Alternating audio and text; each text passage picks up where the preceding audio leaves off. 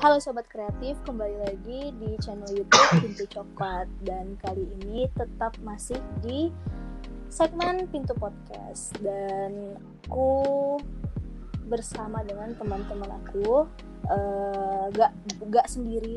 Halo, hai. Kali ini bertiga, yaitu ada Sarif dan Bobby. Halo Sarif dan Bobby. Nah, kali ini sedikit penjelasan bahwa Sarif dan Bobby ini teman. Kita sempat sekelas, Rin. Cuman beda kelas kelas ya, satu. ya. Mereka IPA dan aku IPS.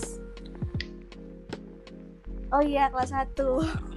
Kelas 1 aku sama Sarif sempat sekelas. Gitu juga sih, benar-benar.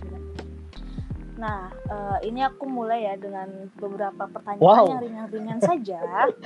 Tapi mungkin aku tidak dikabarin kalau sedalam itu. Lah. Wow.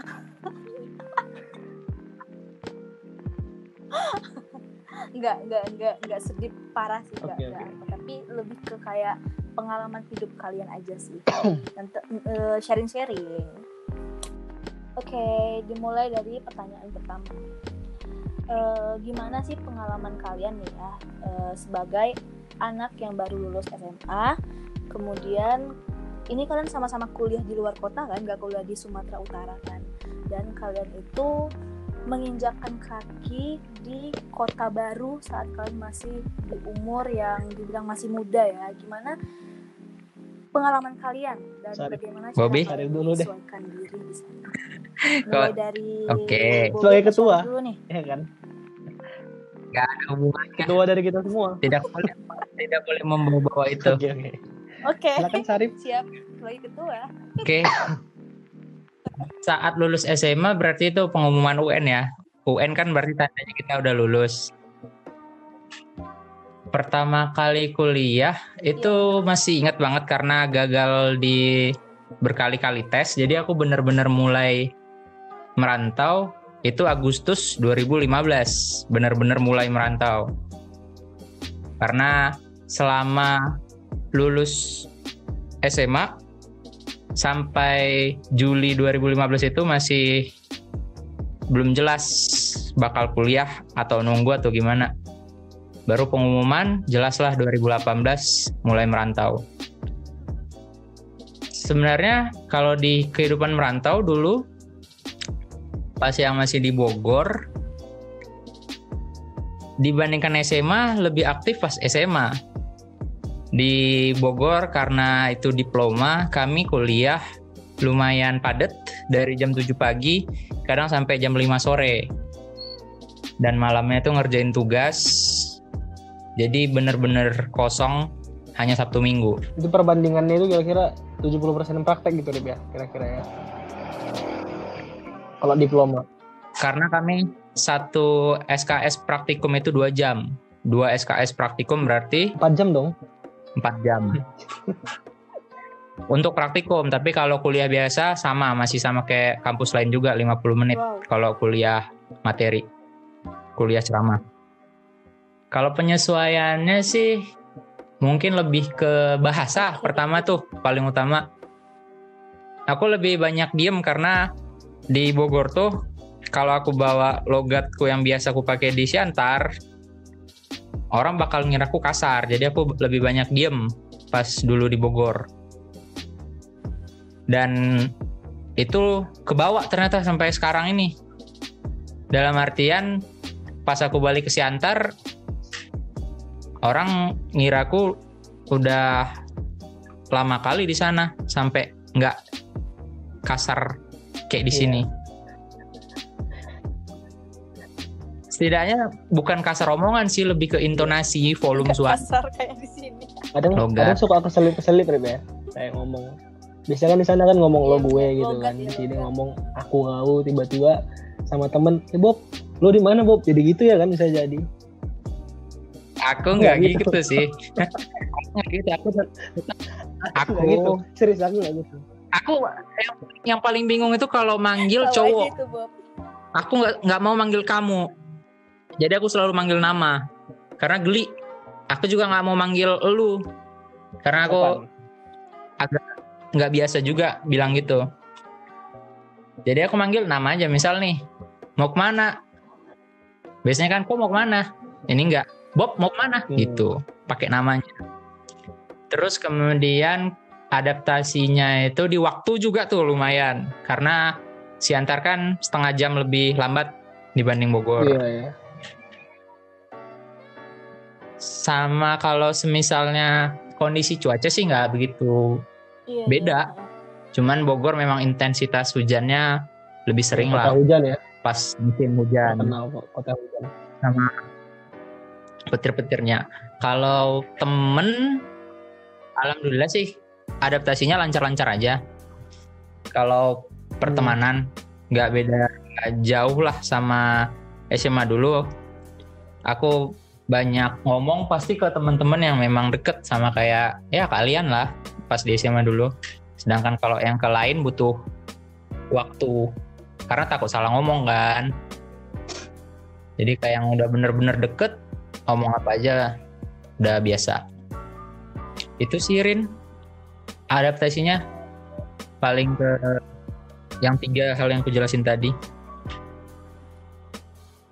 Oke. Iya. Oke, berarti dari yang iklim nggak terlalu pertemanan lah, pergaulan di sana. Waktu iklim juga ya.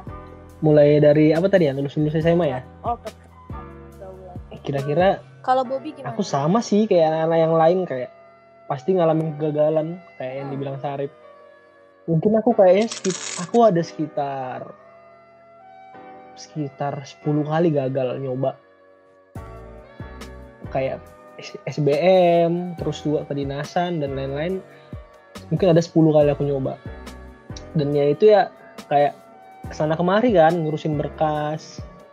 Ya kayak abis tamat SMA gitu, kayak ya anak-anak kayak kita punya keinginan gitu kan, lagi euforia aku pengen di sini. Terus awal SMA itu terus ngadapin kegagalan itu sih, kayak dukanya di situ awal abis tamat SMA, terus melihat teman-teman yang lain pada lulus di sana di sini, tapi kitanya gagal gitu kan, kayak pressure ke diri sendiri, pikiran.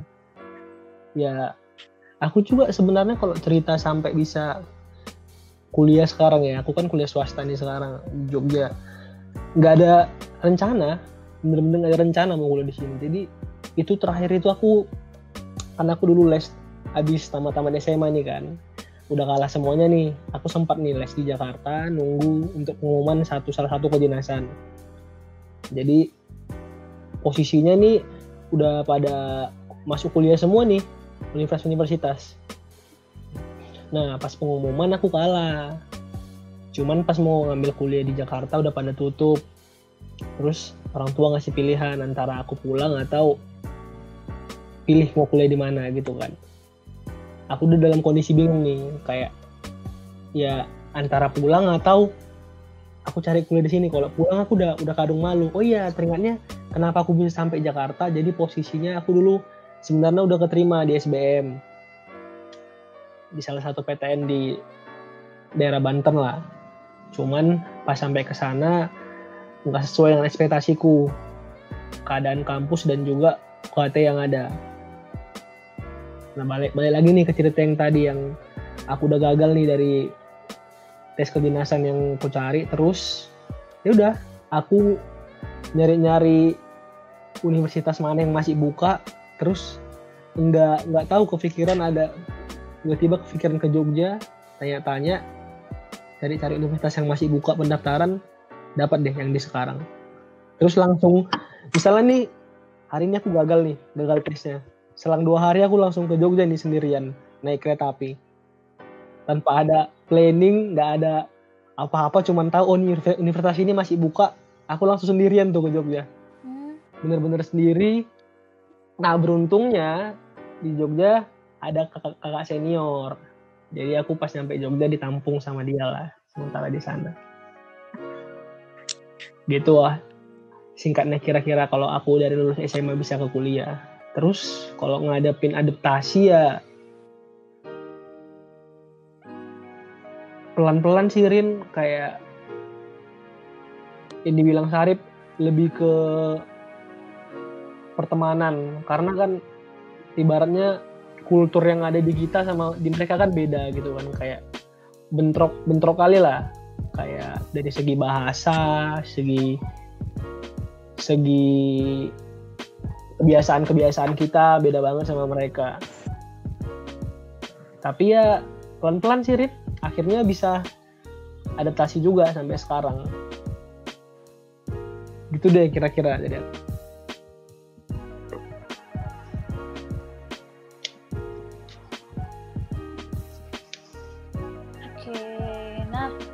selanjutnya nih ya, tadi kan kalian sudah cerita nih gimana pengalaman dari lulus SMA sampai ke proses adaptasi kalian di lingkungan baru kalian. Nah, kan pasti kalian mengalami kesulitan ya. Nah, coba kalian ceritain kesulitan yang paling terasa banget di kalian yang sampai bikin kalian itu mungkin dari shock culture-nya kah, atau hal yang bikin kalian jatuh lah gitu, rasa mental kalian turun atau nyali kalian tersuruh, pokoknya hal kesulitan tersebut deh. Dan gantian Bobby duluan, kira kalian bisa deal atau bisa berdamai dengan kesulitan kalian.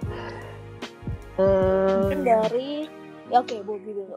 Kalau aku mungkin kayak menerima kesulitan itu ya, kayak menerima kalau ternyata orang-orang di dunia luar itu nggak kayak di dunia aku yang sebelumnya gitu loh. Kayak sebelumnya kan kayak nyaman-nyaman aja nih kan di lingkungan kita udah tahu teman kita gini, teman kita gitu. Ternyata pas udah sampai ke lingkungan kuliah ya ketemu sama orang-orang yang di luar ekspektasi kita gitu loh. Kayak berteman tapi ya gimana ya, kayak temen tapi sekedar temen, ngerti gak sih? Paham, masih ada jarak. Jadi kayak berlalu aja gitu, kayak kita nggak benar-benar nyaman lah, tapi ya jalanin aja. Sama yang buat aku jatuh itu kira-kira tahun 2019 kemarin. Oh ya, iya tahu aku. Teman-temanku pasti tahu lah. Kan sebenarnya kan udah tahu juga kayak. Kenapa? Jadi kemarin itu kan aku kan ketimpa musibah lah, aku sakit yang buat aku sampai nggak harus nunda kuliah aku selama 1 semester nih. Jadi semua planning gagal. Aku juga jadi makin lama untuk menyelesaikan kuliahku. Ya itu benar-benar ngebuat down banget sih, kayak harus sakit di akhir-akhir semester gitu kan. Terus juga sakitnya ya sakit banget nih. Jadi ya bukan hanya nyerang fisik tapi mental juga. Sempat stres, aku depresi gitu kan. Ya bola balik ke psikolog lah. Tapi akhirnya ya pelan-pelan aku belajar mesti nerima semua keadaan, berdamai sama diriku sendiri. Ya terus pelan-pelan lah mulai berjalan lagi. Alhamdulillah lah ini sekarang udah tinggal menunggu sidang. Alhamdulillah sidang online. Doakan lah. Amin, insyaallah. Alhamdulillah. Kalau aku itu di awal semester pertama kali kuliah, aku sempat di asrama, yang asramanya itu punya budaya yang sebenarnya setelah aku sadar sekarang banget. Padahal itu tahun 2015, budayanya itu bagus banget. Tujuan asrama dan program-program yang ada asrama banget bagus untuk pembangunan karakter. Tapi ternyata aku nggak tahan. Aku keluar dari asrama untuk kos. Itu hal yang paling berat karena kami ada bagian di mana harus melakukan evaluasi diri dan evaluasi terhadap sesama rekan. Di situ aku sadar pas di SMA dulu dunia aku sempit banget. Terfokus ke satu kota, satu daerah, satu tempat, merasa besar. di kota yang kecil. Dan ketika aku masuk ke asrama, sadar aku betapa luar biasanya orang-orang di asrama. Di asrama itu berbagai budaya itu dari segala macam tempat, mulai dari Sumatera, Jawa, yang ada di situ. Dan mulai dari situ aku berubah tentang mandang orang. Itu satu. Terus yang kedua, merubah untuk mempertanggungjawabkan apa yang akan kita sampaikan. Itu diajarin banget di asrama. Dan tapi aku kenapa keluar? Aku benar-benar saat itu ya, kalau dipikir sekarang itu aku agak nyesel sih keluar. Karena apa yang ku dapat selama kurang dari 1 semester di asrama, aku pengen ada kontribusi juga di asrama itu. Karena luar biasa banget yang didapat di situ. Itu sih yang paling berat selama dari 2015 sampai aku wisuda 2018. Kalau yang sekarang ini kan aku ngelanjut kuliah. Alhamdulillah sih untuk beratnya itu pas di sekarang-sekarang ini. Pas di sekarang ini keadaan wabah ini banyak banget hal-hal yang di luar ekspektasi, di mana ada kemungkinan aku nunda kelulusan karena kalender akademik ternyata mundur. Dan ya mau bagaimana, nggak ada yang mengharapkan wabah ini terjadi kan. Berharap aja lah, mudah-mudahan ada hikmahnya. Aku belum tahu kapan lulus untuk yang sekarang ini, dengan kondisi wabah di Indonesia yang kayak sekarang. Semua ini gara-gara corona. Tapi ya bener. Tapi aku kepikiran. Tapi kata ada dukungan juga dari keluarga, bilang nggak masalah, yang penting selesaikan studinya. Kalau aku kepikiran karena aku butuh waktu yang sangat lama untuk mendapatkan sarjana. Itu yang paling kupikirin, umurku boros banget. Tapi aku dapat dukungan juga dari teman-temanku yang merasakan hal yang sama, dapat dukungan juga dari keluarga. Jadi ya aku jalani sekarang ini. Seandainya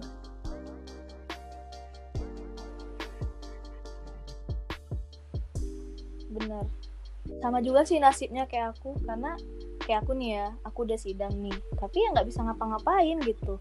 Mau daftar wisuda, corona, tolong muasabah diri Anda. Nggak bisa gara-gara wabah ini.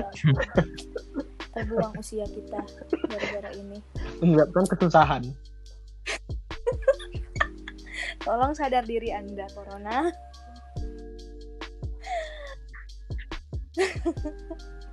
Nah, selanjutnya, apakah dunia kuliah sesuai nggak sama ekspektasi kalian waktu SMA? Siapa dulu nih? Kalau dari kuliahku yang di Bogor, itu sesuai ekspektasi. Dalam artian, aku udah jurusan yang aku ambil pas di Bogor itu, aku udah survei duluan. Survei, wah ternyata memang sesuai sama hobiku, karena kan banyak masak di kuliah yang di Bogor. Yang di luar ekspektasi itu adalah tugas-tugasnya. Mungkin itu karena perbedaan di antara SMA sama di kuliah juga. Aku mikirnya tugas ya udah tugas kayak SMA, ngerjain, dikumpul, selesai. Presentasinya ternyata wah, kalau misalnya kita nggak paham apa yang kita jelasin itu ditusuk, bukan ditusuk lah, apa ya? Ya, evaluasi dari dosennya itu luar biasa sekali, bisa sampai dikeluarin kalau kita nggak konsisten terhadap apa yang kita katakan saat presentasi. Itu yang di luar ekspektasi. Tapi ya seiring berjalannya waktu harus bisa lah, karena 3 tahun dijalanin, kalau dikeluarin terus kan nggak enak. Kalau SMA itu kenapa? Pernah. Udah pernah kalau di SMA kan ngerjain tugas kumpul ya udah. Udah pernah dikeluarin emang. Wow. Itu di SMA kita ya. Enggak, tapi aku tetap bangga sih pernah sekolah di SMA kita. Itu bagian jadi. Oke. Siapa yang nggak bangga coba? Sejarah yang ngebentuk kita loh. itu masuk shock culture juga deh. Aku kaget pas waktu disuruh presentasi, awalnya mah santai pas mau presentasi. Wah, pas masuk evaluasinya, waduh, gini kali dunia kuliah, aku mikir. Tapi ternyata pas sidang ternyata lebih serem lagi. Tapi karena udah terbiasa selama semester sebelumnya, ya udah. Ya, kalau yang di Depok kuliah itu di luar ekspektasi dalam artian lebih wow daripada ekspektasiku. Dimana aku bisa dapat part time sambil kuliah sejalan dengan jurusan yang ku ambil lagi part time-nya.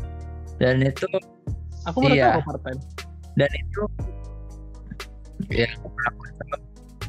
Dan itu benar-benar melebihi ekspektasi lah. Aku juga baru tahu. Itu sih, Rin. Apa tadi pertanyaannya? Jadi buyar aku. Oke, kalau Bobby?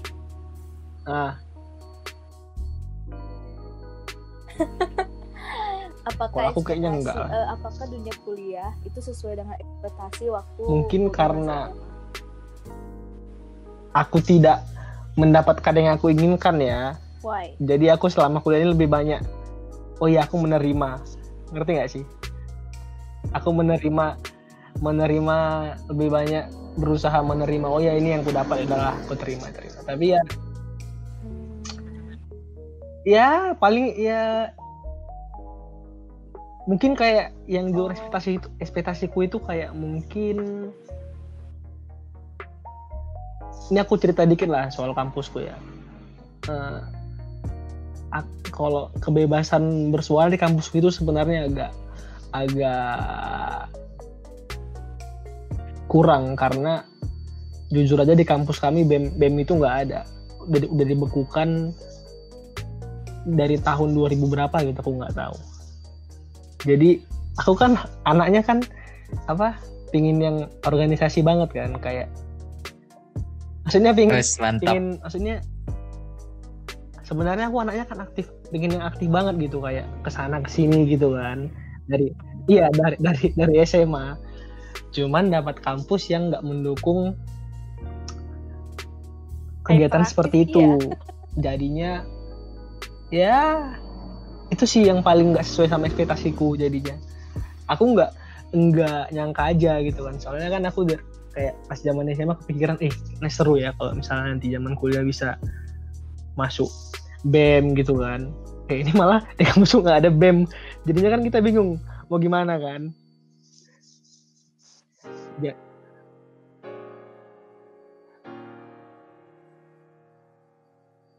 Jadi dia lebih kayak himpunan-himpunan aja, Rin. Himpunan jurusan. Mengorganisir mahasiswanya. Tapi akhir-akhir ini sih anak-anak udah mulai pada ribut. Jadi salut juga sih ngeliat angkatan yang bawah ya. Mereka mulai berani bersuara gitu. Kemarin soalnya mereka demo. Kalau yang angkatan kami pada takut karena ancamannya DO. Makanya aku pingin sih turun, cuman kan kita udah semester akhir nih. Turun kita di DO. Aduh, gimana sih kita kan?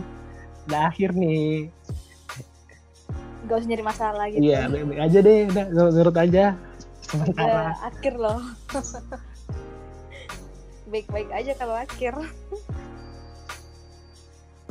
Bener. Oke, nah selanjutnya lagi, mahasiswa itu kan identik dengan dewasa ya, orang-orang berkata gitu, cunah katanya. Bobby silakan. Nah, menurut kalian apa sih makna dewasa itu? Dewasa itu menurutku ketika kita udah tahu diri kita sendiri sih. Kayak mau kita apa, batasan kita apa, dan apa yang harus kita lakukan. Itu sih menurutku dewasa. Apa yang kita keluarin, kita bisa bertanggung jawab kan. Itu dari aku kira-kira.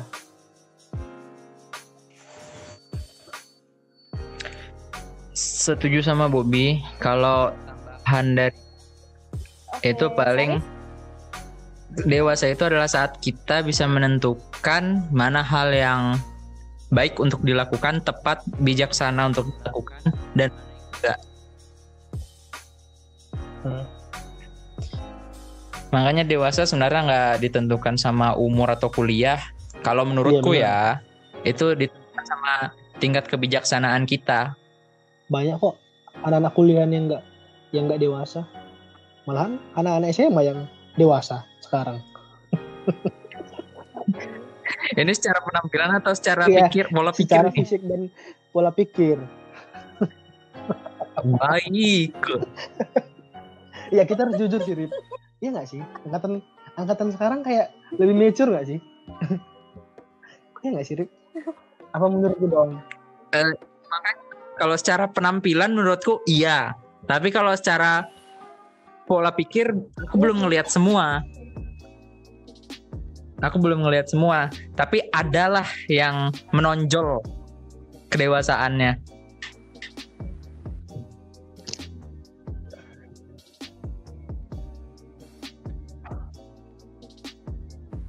Tapi aku merasa ya, kalau aku lihat di Twitter ini, karena aku main di Twitter ya, kalian kan juga main di Twitter nih, ngelihat kalau anak-anak SMA itu karena ada wadah mereka untuk berbagi pikiran ya, jadi kayak apalagi sekarang lagi zaman-zamannya open minded ya, jadi kayak ya itu mereka tuh berlomba untuk menjadi kritis, menjadi yang paling bijak gitu. Tapi sayangnya ya kadang nggak mereka batasin. Setuju mereka itu sama yang dibilang hari ini, aku setuju.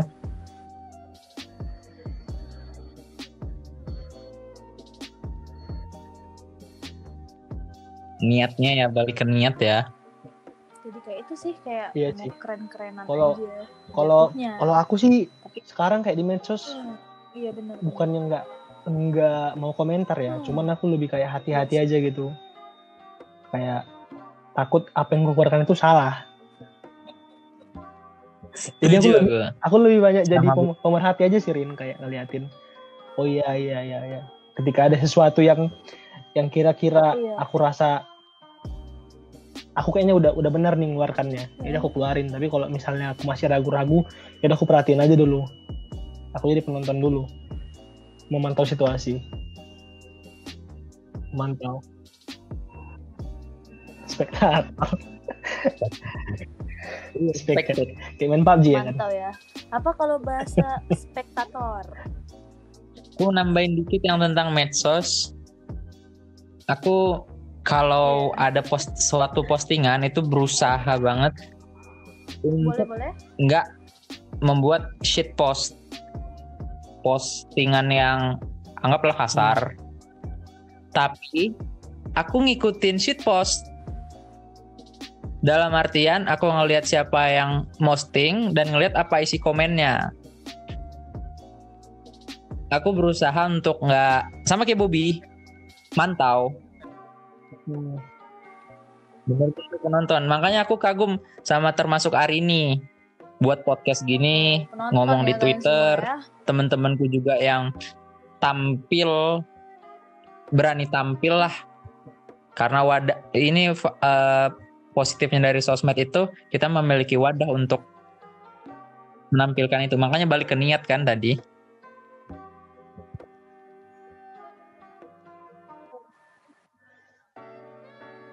Iya benar, kembali ke niat. Kira-kira udah. Masih tentang pas ini kan? Oke, ada lagi tambah? Iya. Tentang pertanyaan yang tadi? Udah. Masih. Kalau udah, berarti aku lanjut lagi ya. Kan Sarif udah jawab tadi kan? Udah. Nah, selanjutnya, selama hidup kalian kan, kalian melalui dan menemui banyak perbedaan. Mulai dari budaya, agama, jurusan, bahkan hobi, dan masih banyak lagi lah. Apalagi kalian di daerah perantauan ya, dan sebagai perantau juga. Pasti perbedaan itu sangat-sangat familiar sama kalian. Nah, kira-kira bagaimana kalian memaknai sebuah perbedaan? Agak sulit sih pertanyaannya menurutku. Tapi setelah aku keluar dari kota tempat kelahiranku, aku menghargai perbedaan lebih. Dalam artian Aku memandang sesuatu yang berbeda itu harus melihat secara luas lah, jangan ke kotak. Misal karena dia suku A, benar. otomatis semuanya gitu. Lebih ke arah itu sih perbedaannya, dimana jangan nentuin sifat satu orang karena sifat sukunya begitu. Nggak nyambung sama perbedaan. Generalisir ya, jangan di. Iya, aku setuju sama Sarip. Hampir sama juga kayak aku tuh semenjak aku keluar ini aku jadi kayak lebih menghargai gitu kan. Menghargai perbedaan, kayak jadi lebih tahu gitu misalnya apa yang harus misalnya aku kan di center nih, biasanya aku seperti ini, tapi ketika berhadapan dengan mereka aku harus sedikit merem gitu kelakuanku karena aku tahu mereka nggak terbiasa dengan itu gitu. Terus juga ya ngadepin perbedaan itu ya sama kayak Sadep tadi yang kayak aku jadi lebih nggak mau mengkotak-kotakkan sesuatu kayak karena dia suku ini atau dia agama ini atau dia pilihannya ini, karena ya aku sadar kayak sekarang itu ya kayak setiap manusia itu kayak saja setiap manusia pasti punya salah gitu loh. Jadi bisa aja dia di kedepannya bisa aja dia jadi manusia yang lebih baik gitu loh. Jadi aku nggak mau terlalu menjudge begini. Itu deh kalau dari aku. Jadi lebih terbuka. Aku nambahin dikit, Rin. Aku punya keinginan untuk punya teman dari ini konteksnya Indonesia dulu ya, dari seluruh suku yang ada di Indonesia, di mana aku pengen belajar dari mereka. Karena yang masih ku tahu itu masih yang mayoritas ada di Pulau Jawa. Walaupun beberapa selama di kuliah yang di Depok, alhamdulillah aku baru pertama kali aku temenan sama orang Sulawesi, daerah Wamena, daerah Fak-Fak, daerah NTB, lebih banyak lagi lah. Itu salah satu keinginanku, di mana aku pengen punya kenalan dari seluruh suku di Indonesia. Oh iya, aku mau nambahin, Rin. Jadi kayak kita ngeliat perbedaan itu, jangan dipandang perbedaan itu jadi memisahkan kita. Jadi perbedaan itu dipandang sebagai sesuatu yang indah gitu. Jadi kayak bayangin kita kebudayaan kita kayak gini, terus kita tahu kebudayaan mereka gini, tapi kita satu bangsa gitu loh, Indonesia. Apa enggak keren banget nggak sih tahu budaya mereka, jadi nambah wawasan gitu. Ternyata Indonesia itu luas banget gitu loh. Jadi emang bener tuh leluhur kita menciptakan Bhinneka Tunggal Ika itu udah bener banget tuh. Emang kita indah banget sih berbeda-beda ini.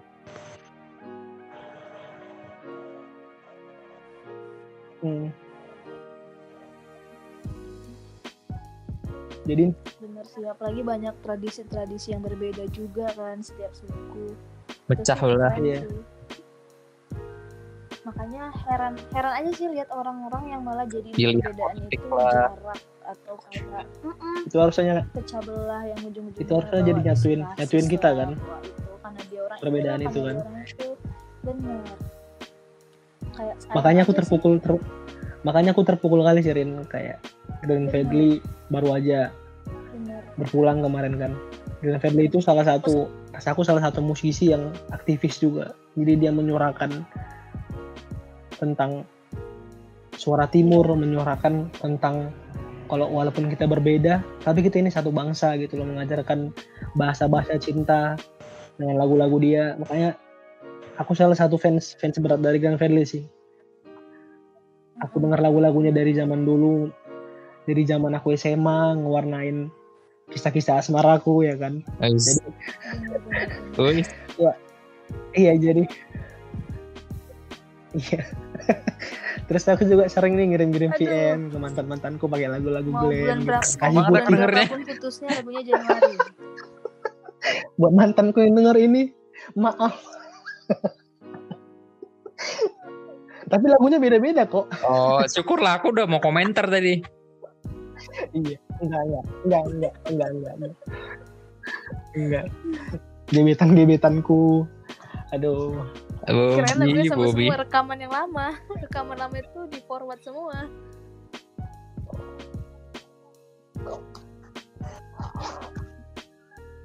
Dasar Anda. Oke. Kenapa boleh diulang? Selanjutnya, menurut kalian nih ya, kalau selesai kuliah tuh bagusnya S2 dulu atau kerja dulu? Dan kenapa? Menurut kalian, Siapa selesai ini? kuliah Ini itu bagusnya dari siapa duluan? S2 dulu atau kerja dulu? Sebelum siapa? Syarif ya? Dan Yang pertama mah kenapa? aku. Berarti aku lah sekarang. Kalau aku Siapa tadi kembali yang ke diri pertama? masing-masing sih. Tapi kalau aku sih karena aku Bobby bukan ya. yang orang pembelajar banget, jadi aku lebih prepare ke kerja. Jadi langsung terjun ke dunia langsung. Tapi kedepannya kalau misalnya ada kesempatan bisa lanjut lagi sih, aku mau aja sih. Tapi aku lebih memilih kerja dulu. Jadi kayak bisa lanjut dengan biaya kita sendiri gitu, kita yang ngebiayain diri sendiri gitu. Lanjut, Sarip. Aku setuju banget sama Bobby, itu balik lagi ke orangnya masing-masing. Tapi kalau dari persepsiku,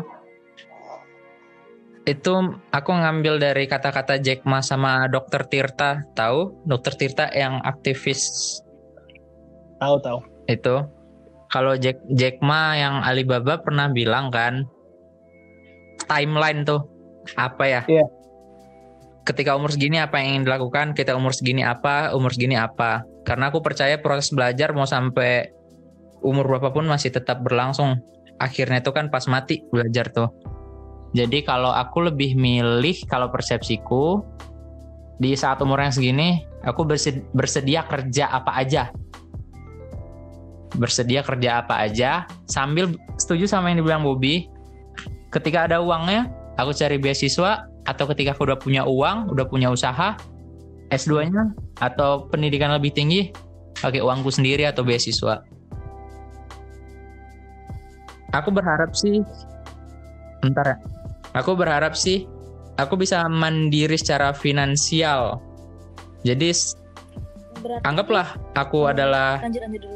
pegawai atau pegawai milik pemerintah atau pegawai private swasta, tapi aku mandiri secara finansial, nggak bergantung sama uang gaji. Dalam artian usaha, dagang. Itu Rin. Pasti, insya Allah. Berarti Sarif ada rencana mau buat usaha juga ya? Oke. Benar. Iya, Dan kalian berdua berarti memilih untuk S2 tapi ketika sudah punya uang masing-masing. Nah, selanjutnya, tapi ini untuk Sarif dulu. Pertanyaannya adalah, aku lihat ya, Sarif ini udah berubah banget, udah berbeda dari Sarif yang dulu ku kenal dengan Sarif yang sekarang. Mulai dari sifat, karakter, Sarif yang dulu tuh gak se-humble dan seterbuka seperti Sarif yang sekarang gitu. Bahkan ya sadar kan kalau dulu aja kita sering berantem, tiap hari kerja kita berantem dulu.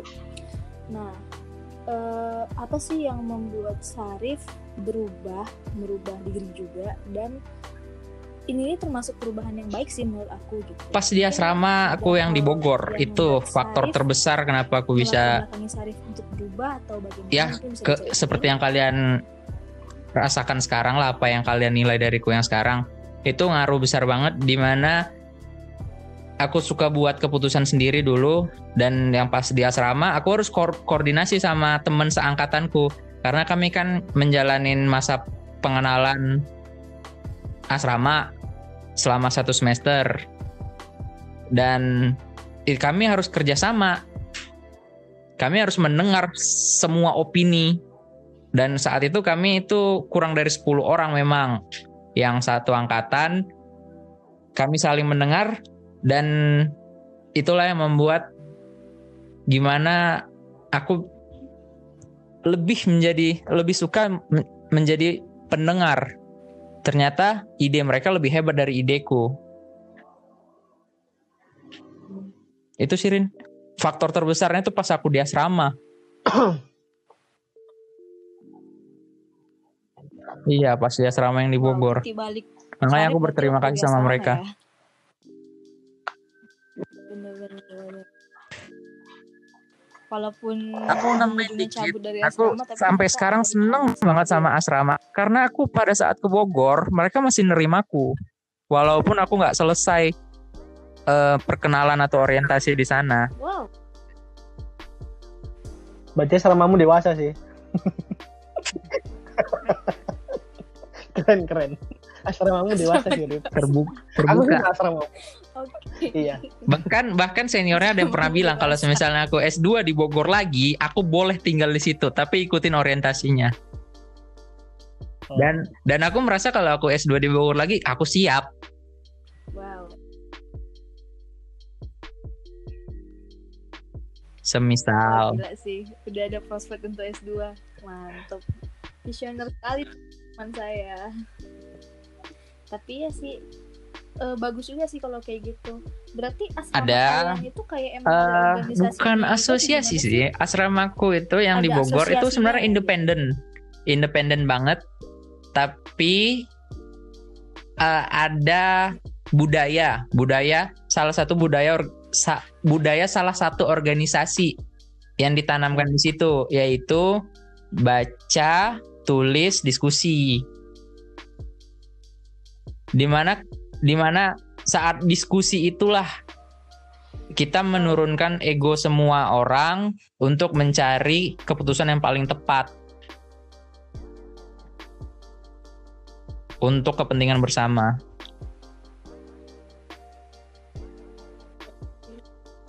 Lebih mirip sama ini juga sih, pengembangan diri sama kepemimpinan di asrama itu.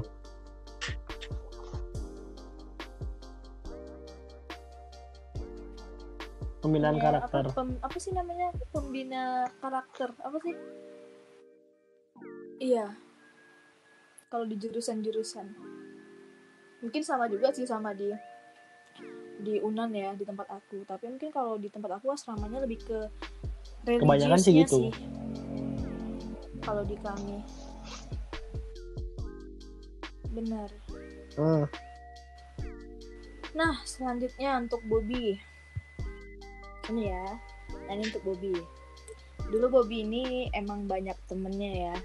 Tapi menurut aku tingkat kepedulian Bobby itu nggak setinggi sekarang gitu. Peduli sih peduli. Tapi ya nggak se-care sekarang ini ke teman-temannya. Dan biasanya sama Bobby kan emang ketawa ketiwi ya gitu. Tapi sekarang ini aku melihat ada perubahan di mana Bobby tuh mulai sangat menghargai temannya, apalagi pertemuan dengan teman-temannya itu sangat menghargai sekali gitu. Aku terasanya waktu yang di Jogja kemarin sama itu the best banget sih. Thank you banget Bob telah menservis diriku di sana, itu the best sekali. Nah itu, dan apa sih yang membuat Bobby tuh bisa menjadi sepeduli itu? Ya apa yang terjadi? Gitu. Mungkin bisa dicek. Aku berharap lewat podcast ini mempromosikan aku. Gitu aku akan membuka tour guide. Boleh juga tuh Bob. Bercanda. Serius deh, semenjak dari kau itu banyak kali ngomongin aku. Ya. Aku juga Bob, nanti kalau Jogja Bob doakan lah. Mas hanya yang nggak terlalu dekat pun ngubungin.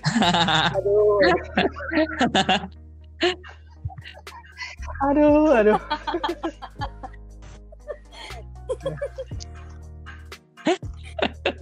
Oke, yang nggak terlalu dekat pun ikut. Gimana ya? Kalau kau bilang dulu aku zaman SMA kayak banyak temen, iya sih. Aku dulu si easy going itu men, Asik. Cuman sekarang kayak aku ngerasa circleku makin kecil nggak sih? Kayak aku makin lama makin ngerasa aku cuman mau mempedulikan yang benar-benar teman-temanku gitu. Jadi soalnya makin lama kan seleksi alam tuh kan, makin ketahuan nih mana yang nggak teman, mana yang teman gitu.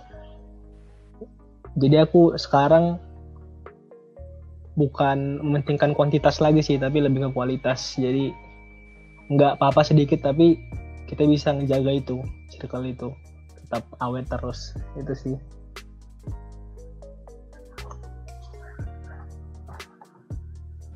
Wow.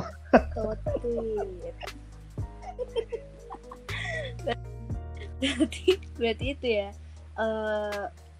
Iya. Emang menjaga circle. Tapi aku tetap yang berteman sama siapa aja. ya. Cuman aku. Oke.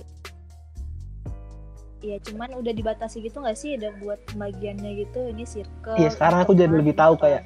Atau Oh iya ini temanku yang aja. benar-benar temanku. Jadi aku lebih memfilter kemana aku harus cerita banyak gitu, lebih terbuka banyak gitu. Tapi kalau asiknya tetap asik aja, kita mah ke semuanya. Kita mah diajak mah hayu. ini kayak siapa ya? Hayu itu. Itu kayak stand up komedi siapa ya? Semua orang itu bakal ada siapa sih? Aku pun lupa. Hayu. siapa sih? Hayu? Lupa gue. Ya udah nantilah itu. Jadi penasaran. Nanti selanjutnya ini ada 2 pertanyaan lagi. Ini selanjutnya, apa makna Bobby? perubahan bagi kalian? Kayaknya aku tadi udah duluan deh. Masa? Oh iya, aku ya tadi. Aku tadi yang kedua ya, sorry. Tadi kan pertanyaan ke masing-masing. Nah, nggak usah ngadi-ngadi dah lu. Makna perubahan bagiku itu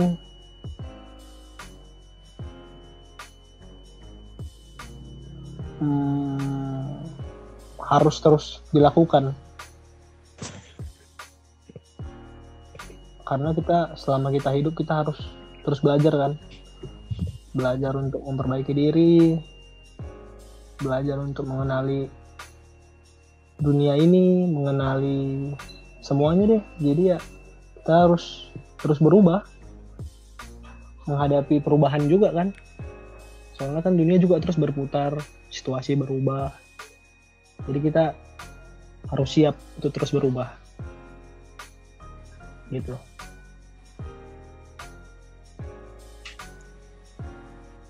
Setuju sama Bobby.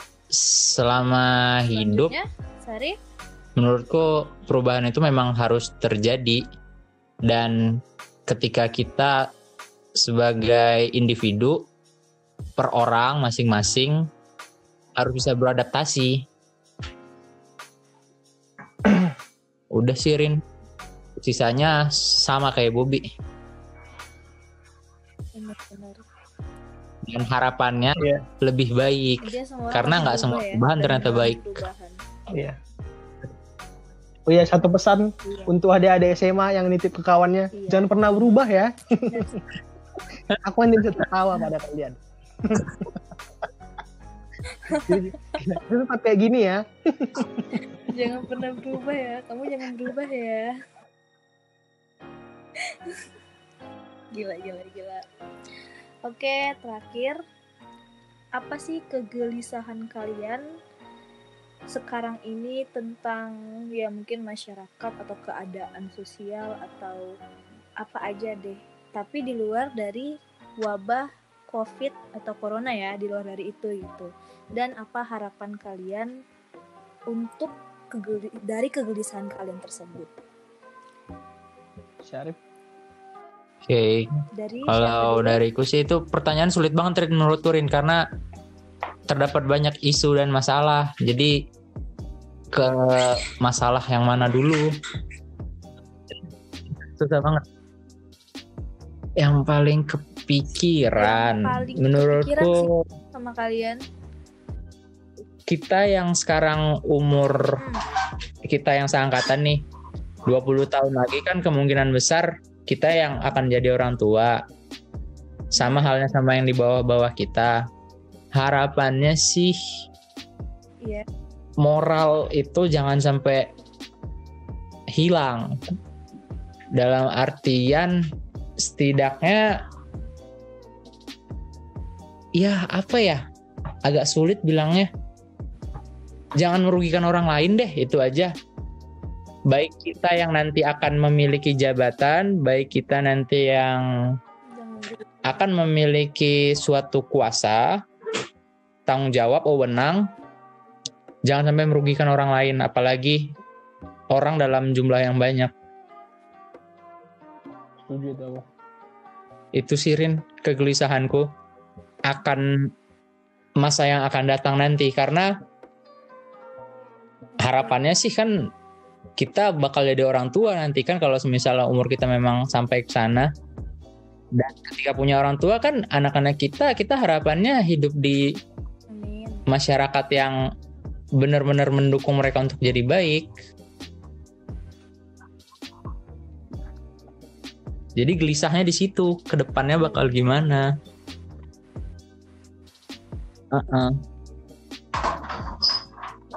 Lebih ke depannya ya, masa depan. Udah, itulah kegelisahan. Udah? Oke.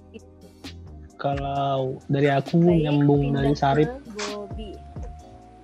yang kita bakal jadi generasi penerus. Kayak yang kalian tahu kan, kita zaman sekarang ini kan era media sosial banget nih kan. Semua serba terbuka gitu. Jadi kayak banyak informasi yang masuk. Terus lebih mudah untuk orang-orang menghasut orang-orang sekitarnya gitu. Jadi kayak mudah banget orang-orang dipecah belah gitu loh. Kayak karena perbedaan, karena sesuatu hal deh yang kita berbeda gitu. Kayak itu jadi mudah banget pokoknya kita dipecah belah. Itu sih yang kutakutkan, kita di masa depan jadi kayak amit-amit ya, kayak negara-negara lain nih. Kan banyak nih yang perang saudara nih kita kan. Aku takut banget nih terjadi sama kita, kayak yang terjadi. Ya banyak deh isu-isu kayak isu di daerah timur, isu-isu agama. Itu sih yang jadi ketakutan sama kegelisahanku. Kayak semoga itu bisa kita redam lah, bisa kita lewatin dan kita cari solusinya gitu. Jangan sampai kita jadi pecah.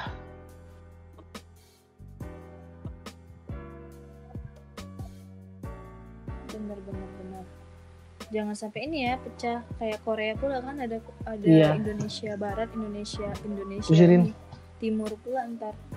Keep share love aja lah. Tetap mencintai, keep share love, tetap mencintai satu sama lain, bagi-bagikan cinta aja gitu, cuma bagi-bagikan kebencian. Sakit nggak sih? Pusing. Di mana-mana isinya sekarang kebencian aja. Iya sih. Iya benar. Apalagi ya itu kayak emang ya itu loh, makanya aku bilang kita jangan berpancing gitu. Nyebarin kayak gitu. Lebih mengontrol diri. Bijak lagi lah bermedia sosial gitu loh.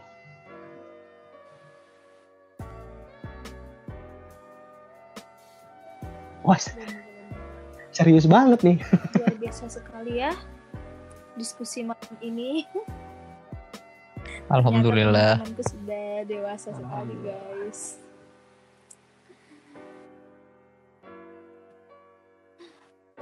Mungkin itu aja dulu ya pembahasan kita malam hari ini.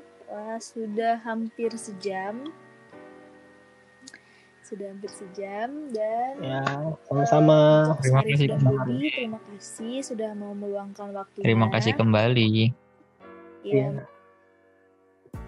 Apa? Iya, sama kembali. Mungkin kapan-kapan juga pasti bakal dong diajak ngobrol lagi ya. aku seneng sih Rin di ya, masa-masa kayak gini kan bisa jadi produktif. Jangan kapok Tolong ya. diajak-ajak lagi. Buat segmen baru Rin. Tolong deh diajak-ajak lagi. Iya, ntar ada Insya nih Allah. bareng sama Alivia juga. Ya, kalian ikut di segmen kami juga ya, di program kami juga ya. Soalnya ada juga nih aku sama Alivia project juga, podcast juga sih. Ntar ya kita susun jadwal bersama kalian. Oke, mungkin itu aja dulu untuk segmen kali ini. Dan untuk sobat kreatif yang di rumah yang mendengarkan, jangan lupa seperti biasa di like, subscribe, komen. Dan kembali lagi, mohon apapun yang kita bicarakan di sini, yang aku dan teman-teman aku bicarain, tolong dipikirkan kembali gitu. Jangan langsung bulat-bulat karena nggak semuanya apa yang kami katakan itu benar. Ya. Bye-bye. Terima kasih. Oke, mungkin itu aja. Sampai jumpa di segmen berikutnya. Thank you.